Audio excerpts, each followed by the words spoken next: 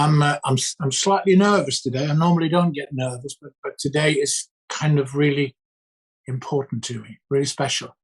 Thandi, actually, I'm not sure that I've ever thanked you enough for the story I'm about to share. And please note, I'm wearing a rainbow motif tie today, in honor, of course.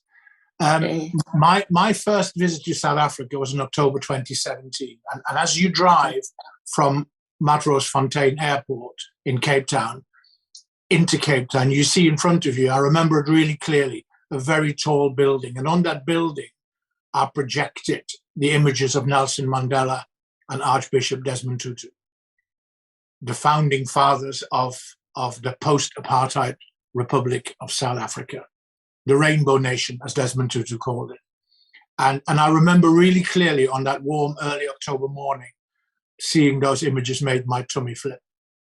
And I'd been invited by you to attend the annual Desmond Tutu lecture in honor of the Desmond and Leah Tutu Foundation. And the lecture always coincides with your father's birthday on the 7th of October. In 2017, Desmond Tutu celebrated his 86th birthday. And I sat in the back of the taxi on the way from the airport, no idea what was going to happen. My flight had been delayed, and Thandi had texted me saying, just get to the hotel, freshen up, jump in the cab, and I'll meet you in the On the Rocks restaurant on Blauberg Beach, overlooking Table Mountain. So I got there, I did as I was told, got there, walked in, and I had no idea what to expect. And there was the entire Tutu family celebrating the Archbishop's birthday. And next to the great man was an empty chair, and it was mine. And thank you for that. It was unforgettable. Thandi, what was it like to be the daughter of Desmond Boy Tutu? Well, you know, Ger, the thing about it is that he became known, as it were, to the world when I was already an adult. I mean, he got the Nobel Prize in '84, and that was the year I got married, and so it's always a difficultish, strange question for me to answer, because growing up, he was a very special dad. I mean, every daughter says that of their father, right? Especially the eldest daughter. You always think that your father is the most special person in the world. But the one thing that I can say about my dad is that when someone asks me to use a word to describe him, the one word I would use to describe him is consistent, which is not a very sexy word, which is not a very, but he was totally and utterly consistent. He was consistent in the way he treated us and other family, us as his children and other family members, with the way he treated other people outside of our family.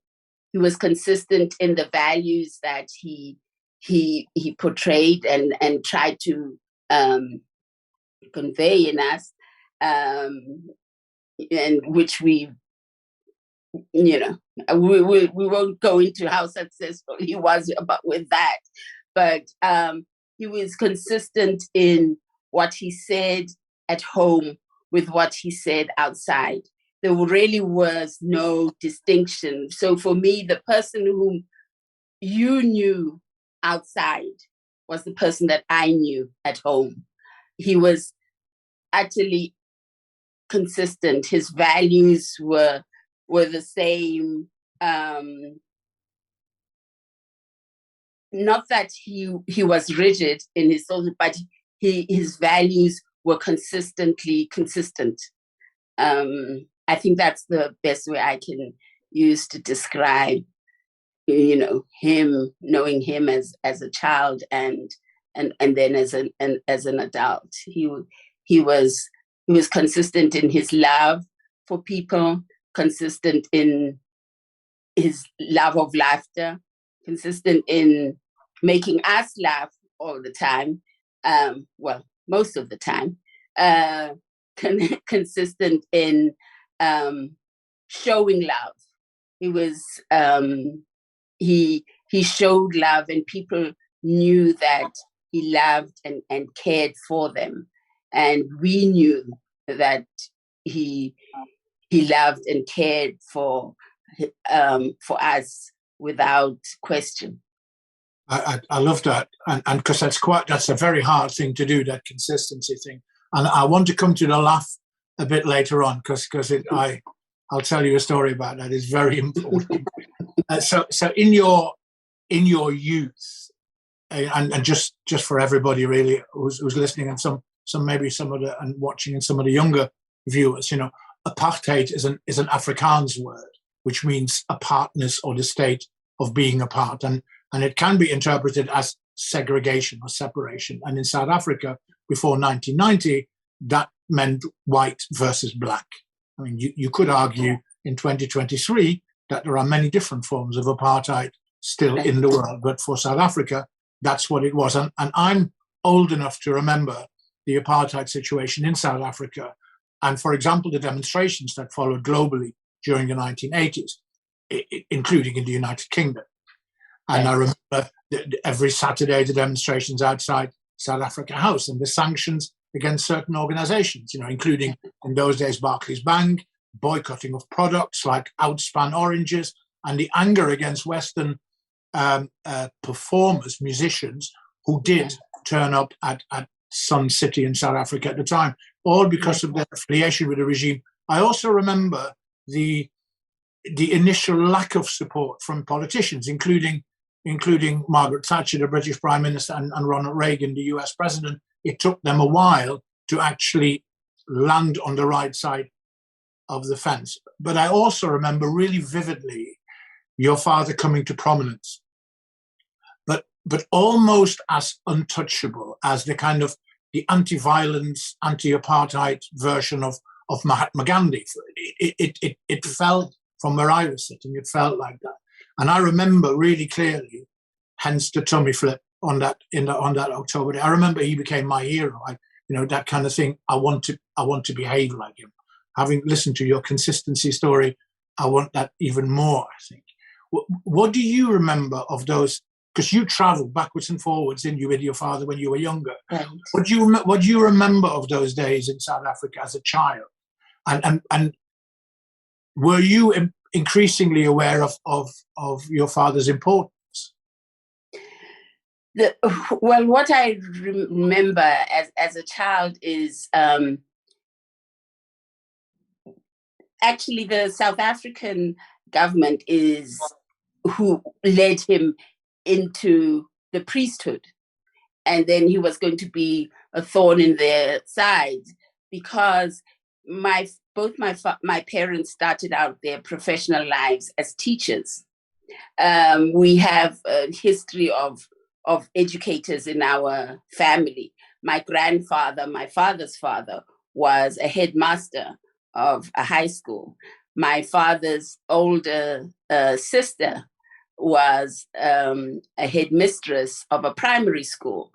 And so when my father had originally wanted to become a medical doctor, but he had health problems growing up, and someone had advised his dad that they didn't think he'd survive the rigors of going to medical school, and also they didn't have enough money, for him to go to medical school. He had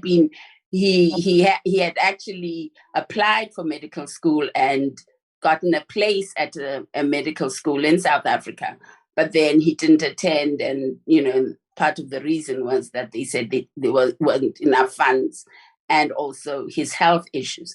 And so he went into teaching and education, and my mother also. And then he was an English teacher.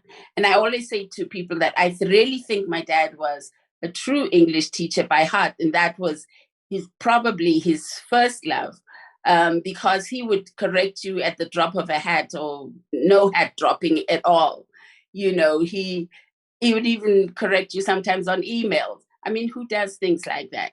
Because he thinks he either correcting your spelling or your punctuation or something, And but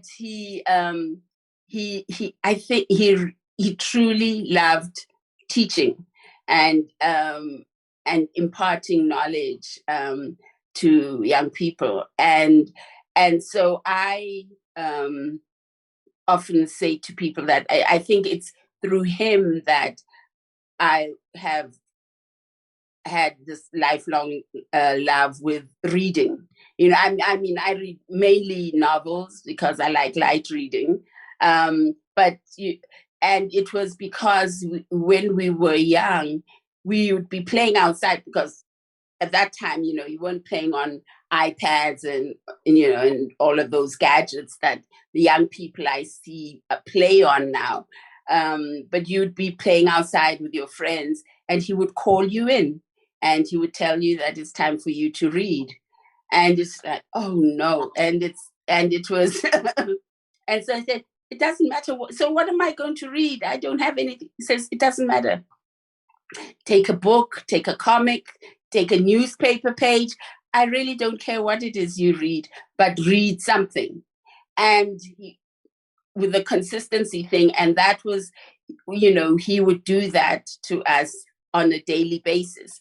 And so much later, when I was in my teens and late teens, I really found that you are never lonely, even when you are alone, when you have a book, because a book can transport you to places you don't know, introduce you to people whom you will probably never meet. And so for me, that was one of the greatest things that I say thank you to him for in my heart. I did remember to thank him, when I was an adult, about that at one point. And said to him, thank you for the gift of loving books. Because if you love books, you are never without a friend. You can make your own friends. And I was very shy, kind of growing up, but so being raised by him was being raised to love the written word, and so we were fortunate in that.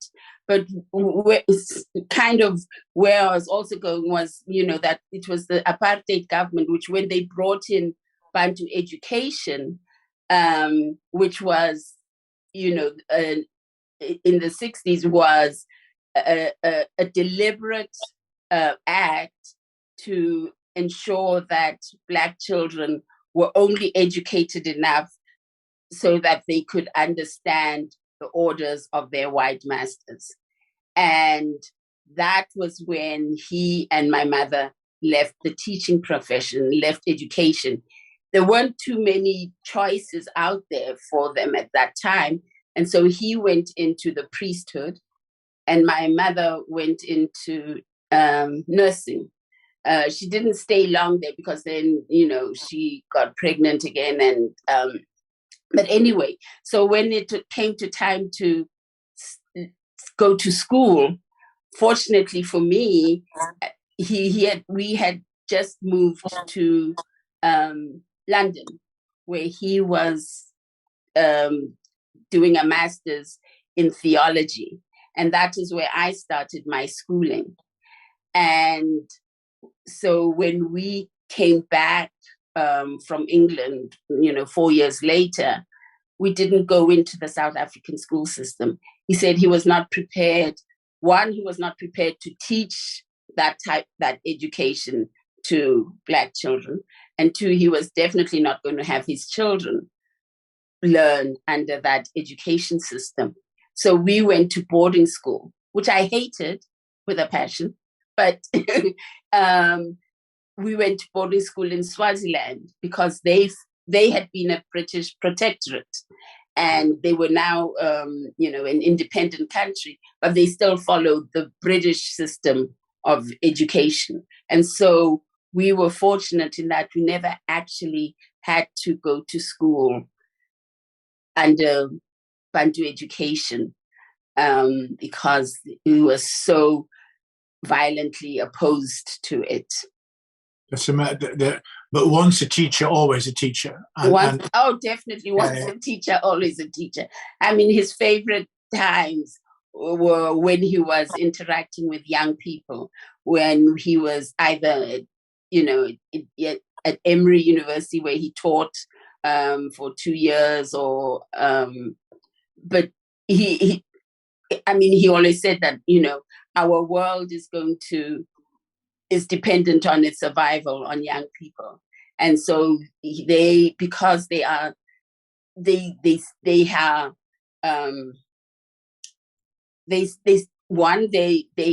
haven't been,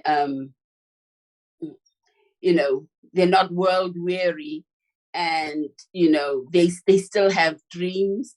They still think that there are great possibilities out there. The world is their oyster, and they know that they can change the world, and it just needs a little bit of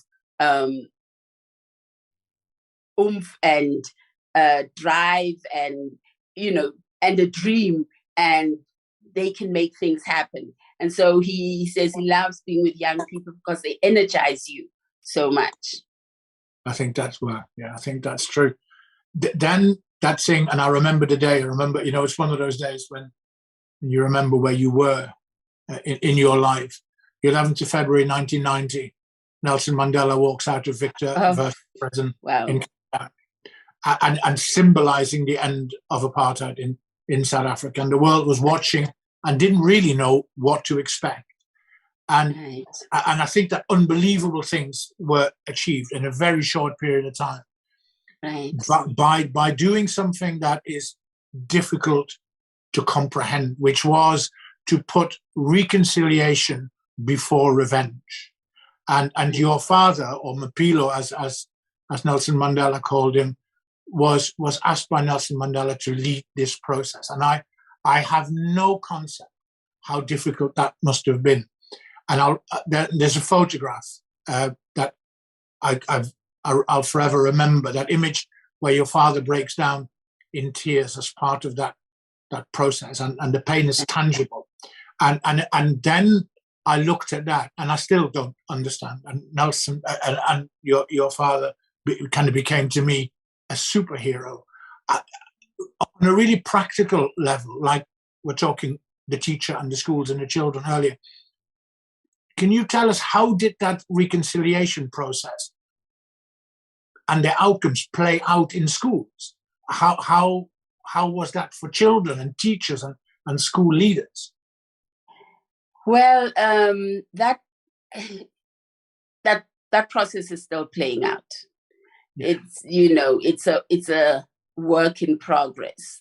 I think the TRC, the Truth and Reconciliation Commission, was a good idea, but I don't think that we as South Africans really understood that reconciliation is a process.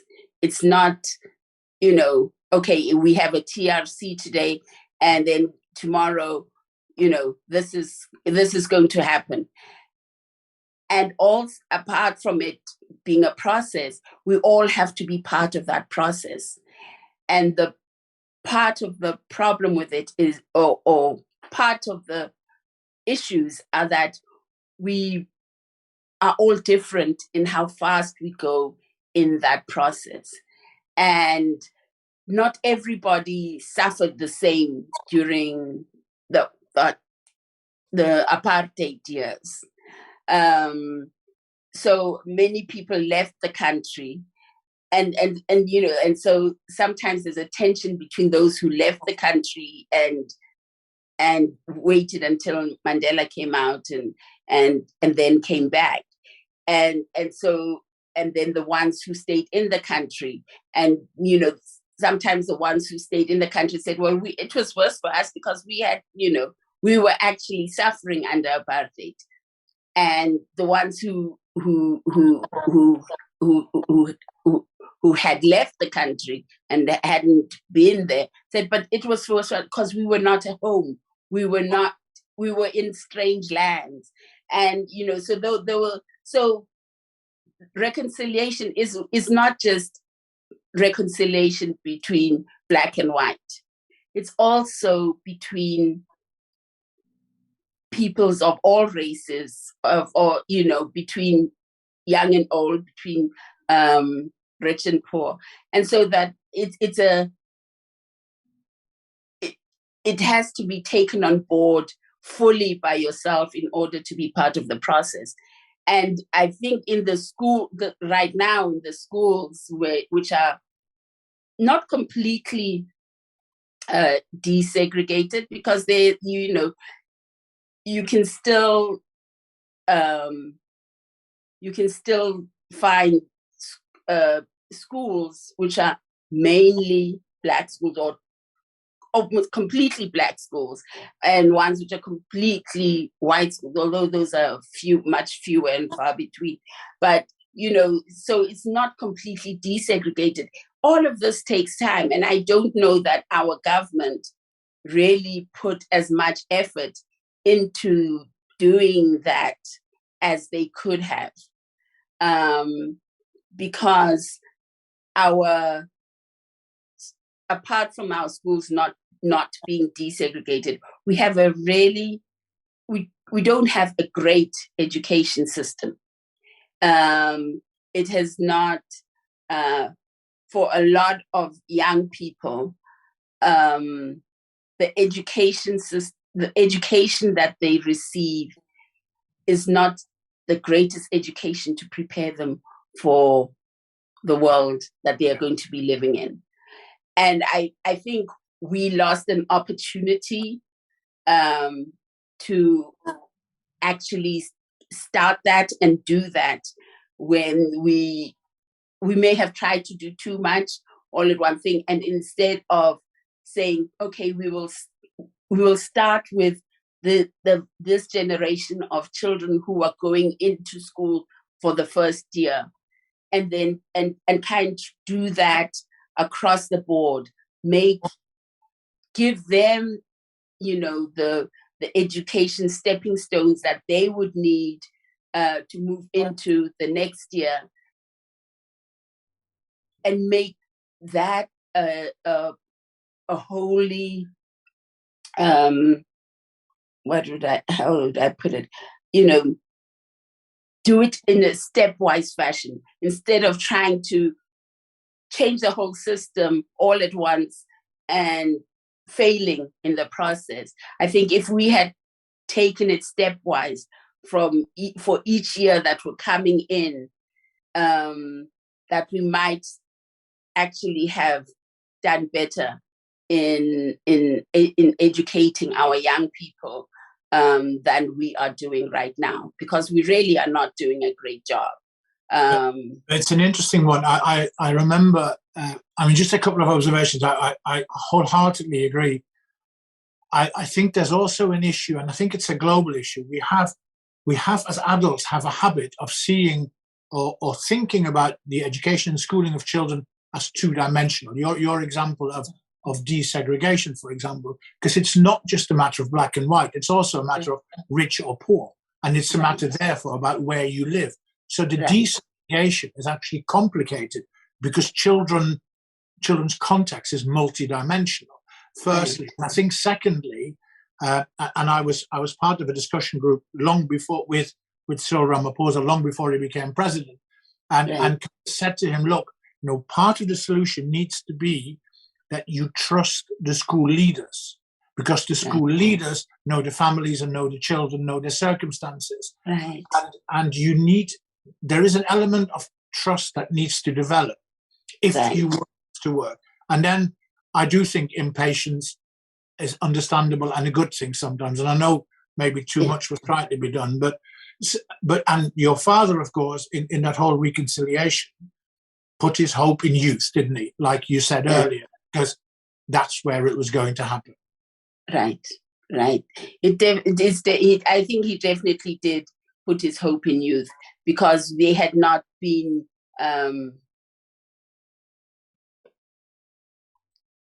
what is the correct word?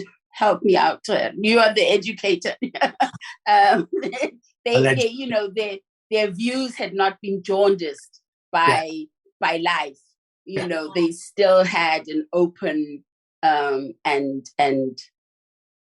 they were open to new ideas, open to other ideas. They were not stuck in their ways like many of us and many adult people would have been. And so yes, he really did put his hope and faith in young people. And I think to a large extent, our education system has failed our young people. I was just listening to a news bulletin just earlier this morning, and they were talking about, 27,000 teachers unemployed, ones who have been trained but are sitting at home not teaching. But we have a crisis in our schools. We have a crisis of our schools have about 60 children in a classroom. Now, how does one person deal with 60 children in one classroom and try to impart knowledge and give anybody the attention they need in order to learn? And so it boggles the mind as to, okay, we have a shortage of teachers, but we have 27,000 teachers who could be employed, who are not employed, who are sitting at home. So who is doing the math, and what math are they doing? Not on behalf of the children, I would suggest. Right. Tandy, my mind just takes me back to the restaurant on Blowback Beach on that October day. And your dad and I shared fish and chips and vanilla ice cream, and he was very fond of vanilla ice cream. And he laughed that laugh. And we made birthday cards for my daughter Imogen, who was 12 a few days later. And he told me, almost as a throwaway line, whatever the question, education is always the answer. And I'll carry that with me for the rest of my life. I think there are bits of Desmond Tutu that we should all copy and we should all try to live. And then, of course, last year, on the 26th of December, after 90 years, he passed away. Mm-hmm. His legacy is immense in all sorts of ways. What do you think Desmond Tutu, the teacher, what do you think his legacy for education is for children, and not just in South Africa, but globally? And what can we learn as educators from Desmond Tutu? Well, I think, that's a tough one, but I don't remember you ever making anything easy for me, except for when you took me to the where the kids, the Kidzania in London went to. Yes. But I think one of the things that, or one of the things that he or the legacy that he has left is about always keeping an open mind. Educate our children to be thinkers. I think the most important thing is not to spoon feed children with information, but it's give them inquiring minds, allow them the wherewithal to explore, which is exactly what your Kidzania does. I'm sorry to go back, but I mean that, I think it was you who said, children cannot aspire to things that they do not know of. And so the thing is to in the process of education, is to fill our kids' lives with so much that which expands the narrow confines of the places that they are in, open the world to them. And it doesn't mean that they all have to get onto a plane in order to experience the world, but give them the opportunity to see that there is a bigger world, so much bigger than what they are experiencing currently. Give them the opportunity to interact with more than just themselves, more than just their next door neighbors. And that's where, the beauty of, the internet and all of these things that bring the whole world right into your doorstep, as it were. And we are not doing that for our children here in South Africa. COVID showed us just how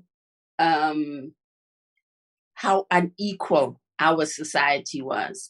And not just South Africa, but particularly for South Africa, we are still very much a country of the haves and the have-nots. And so if we want to live the legacy of Desmond Tutu, it's give our children the opportunity to be educated, and be educated to be thinkers, and have the opportunity to experience as much of the world as they possibly can. Because once they have that experience and those you can't take it away from them. Once you have taught a child to read and have expanded their lives in that way, there is no way you can close that box up again. Totally. And I think it's a really interesting point. That have and have not then also equals can and cannot. So we can't walk away. I wanted to just ask you something about, in a sense, how we met, which was through the Tutu Desk campaign. And there is something really visionary about this. And at the same time, it is incredibly simple, and the numbers are staggering. And you were involved with this. This is part of your dad's and your mum's legacy and your work. And tell us about the Tutu Desk campaign. Well, the Tutu Desk campaign, it actually started out as Lap Desk, and that was started by Shane Immelman, who's a South African, who was actually working through issues of his brother who died from HIV/AIDS. And so one of the things he did was really just look at, what is it that was needed, for my brother to have lived. And one of the things he gave was that if he had had more education about HIV/AIDS and he might have lived. And so that pushed him into the realm of education. And one of the things was the lack of desks on not just in our country, but on our continent. And the numbers are staggering. 95 million children go to school without the benefit of a desk. Now that seems a relatively minor thing, but it's actually very major, because if you don't have that solid surface, when you are learning to write, you never fully develop that writing skill. And if we consider being literate the ability to read and to write, if the right part of that equation is not there, then you are basically educating children to be semi-literate. And so anyway, Shane came up with this desk, which I should have had one, but which looks like a artist palette, and he called it the lab desk. A year or two down the line, he met up with my dad, and my dad became patron of lab desk, and lab desk became Tutu desk. And the thing about it, and the reason my dad was so enthralled by it, was that when he said, when we were in school, when we had, we would sit on benches and listen to the teacher, and when we had to write, we'd have to kneel on the floor and use those benches as our desks. And he wishes that during his schooling, he had this Tutu desk. And so the great thing about it is that it's a fit for purpose thing. It's portable, so that children can use it both at school and at home. If you're a child who goes to a school where there are no desks, likely the home you live in does not have somewhere for you to do your homework.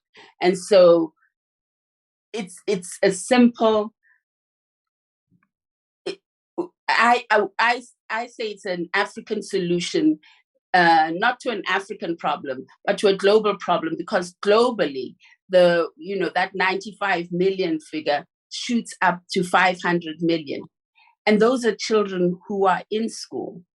Now, when you start counting children who are in refugee camps, who are, who have been displaced because of wars, and, the numbers shoot out of the roof. And if we can't even provide the simplest of infrastructure so that our children have the best chance possible, how do we expect them to compete fairly with their counterparts around the world? I think what we will do at the end of the broadcast, we will put in information about Tutu Desk, web links, and contact details. And of course, it would be quite cool if schools and others in the UK and beyond actually sponsored Tutu Desks and actually got involved in that bit that is about doing the right thing, which is so what your father stood for. I can't finally, and on a lighter note, but I cannot not do this, right? Part, what I'm going to say, part of your father's legacy was his laughter, and it was totally infectious. And if I feel a little bit low, I can go on YouTube and I can listen to the conversations between your father and His Holiness the Dalai Lama, and the band and the laughters. And I remember sitting in the restaurant on his birthday on that 7th of October, and at some point your mother saying, "Desmond, raise your glass. This may be the last time." And he turned to me and said, "She's been saying that since I was 27, and the laughter came again. Tell us one story, one example that you remember of your father's so infectious sense of humor and laughter. Well, actually, the thing about my dad, he did like telling stories, but he wasn't the best storyteller. The best storyteller in our household is my mom, because my mom would tell the story up to the end, and you would hear the punchline, and then you could all laugh. His problem is that he knows the story and he knows the punchline. Before he gets to the end of the story, he's laughing.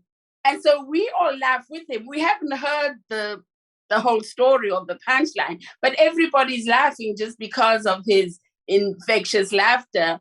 But he hasn't told us, so it would be left to my mom to actually tell the story, because, he was laughing and crying too, because he alternated between those two emotions fairly regularly. But he,